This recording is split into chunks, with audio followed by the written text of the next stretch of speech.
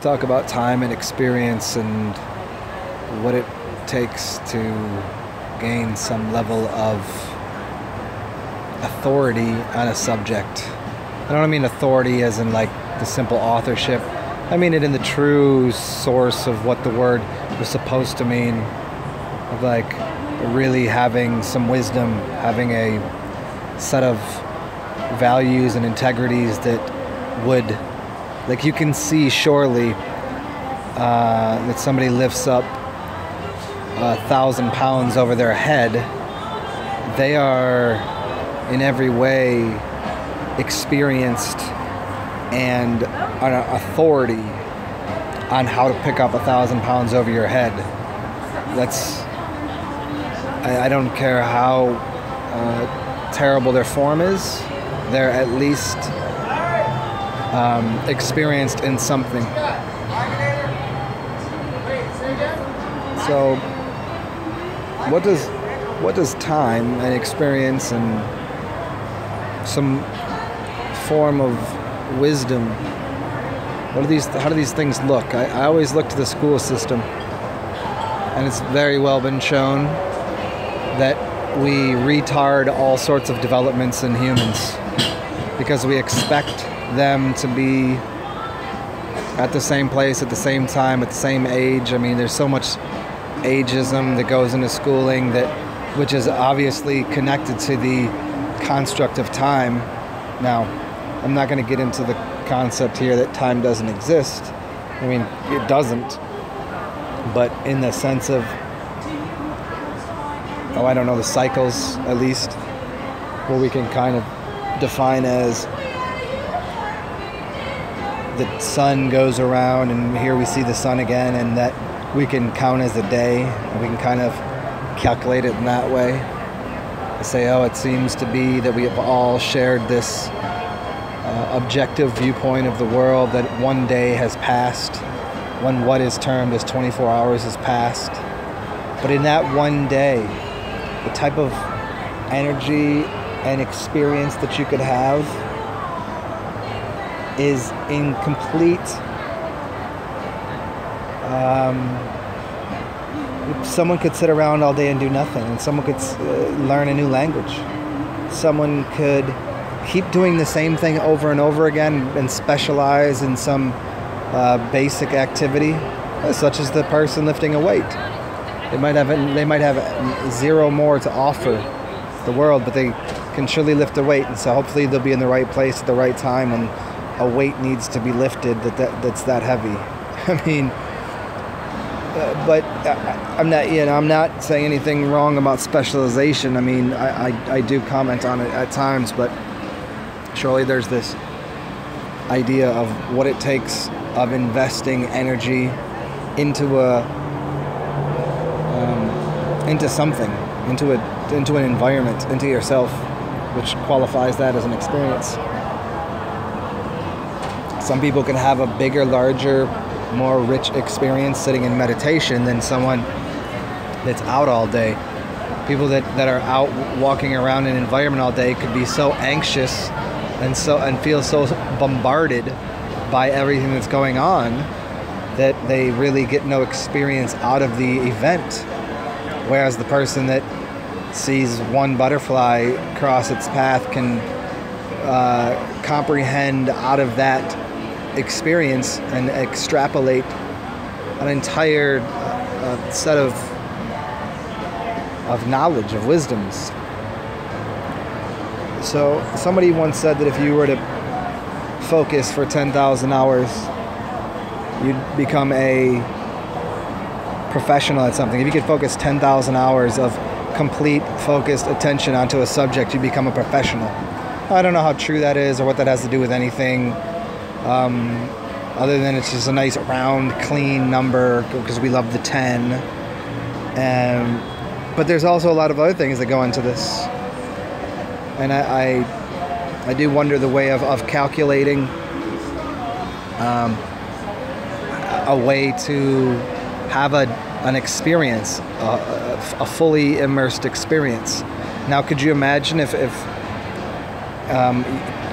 to someone's if we added to someone's experience as, say they wanted to be a martial artist, we were to add color and sound, music, smells, and a bunch of other perfectly coordinated systems of energy fluxing into the person trying to learn something, like such as martial arts, or it could be something as simple as, hey, somebody's trying to learn math. I mean, there's no doubt of what the aroma can do, because the sensory motor aroma recall technology that we have within our systems is profound. It's why a smell can bring you back to places. It bypasses all of your systems. No, the more the merrier. So there is a curious understanding to say, hey, well, look at this person's 10, and it's like this. It's like you look at people that are 13, 14 years old that can't read because they refused to, because they hated school for 1,000 reasons. It's not that they're dumb, it's just they didn't want to learn, or they hated the environment, or there's so many things that didn't go into, you know, that time being explored and used to their development of some process. And what we see as just, that is, it's energy that's invested into obtaining and accomplishing something that is, you know, the school system isn't there to tell people how to do that. The school system, because they don't know themselves how these things work. And if they did, if these government agencies, if they knew, I mean, it's almost like they don't even know, and that's why they don't implement it. I mean, but there is the other side to it, the darker occulted side, if you call it evil or demonic magic, that wants to keep people stupid. So they obviously, if you run a corporation, the person that's directly beneath you is never anywhere close to as smart as you. You don't want anybody as close to smart as you, because they might take your job. It's all about taking care of oneself. So when we get into learning and teaching and comprehension and desire, and I guess this might come out of, somebody asked me a question on my Instagram, said, do you sincerely believe the earth is flat?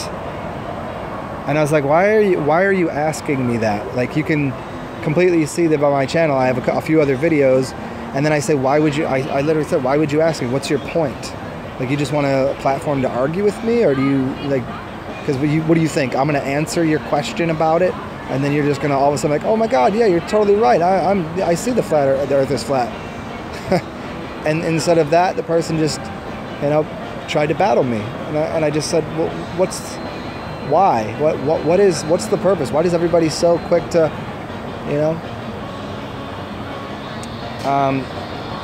why comment at my channel? It didn't make any sense. I mean, it makes sense I mean, I get it, but I guess this has to do with, like, this person, if he knew who he was talking to, like, if you knew you were talking to a demigod, if you knew you were talking to a god, you'd act quite differently.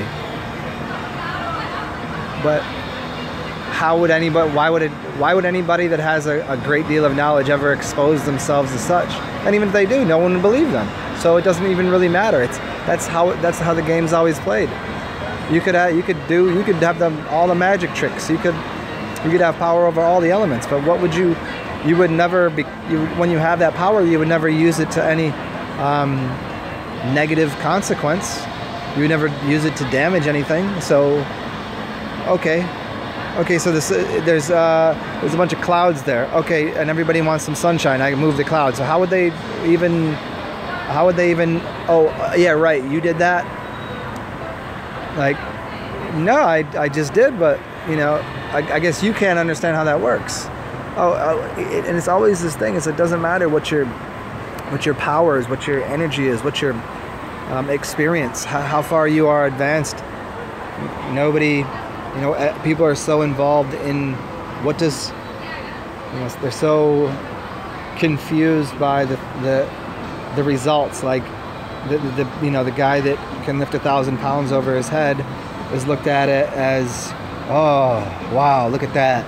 And the guy with the 10 billion in the bank account, wow, he's so smart or something. You know, there's always these things. It's like the people don't recognize what power is. Like, those people are force. That's force. There's a great book called Power versus Force. I suggest people go read it.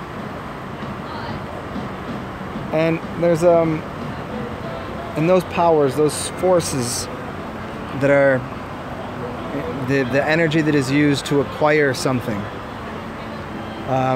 That's the idea I want people to explore for themselves. What is it that you desire in terms of energy, of power, of experience, of wisdom? And what would you do with it? Talk soon, y'all.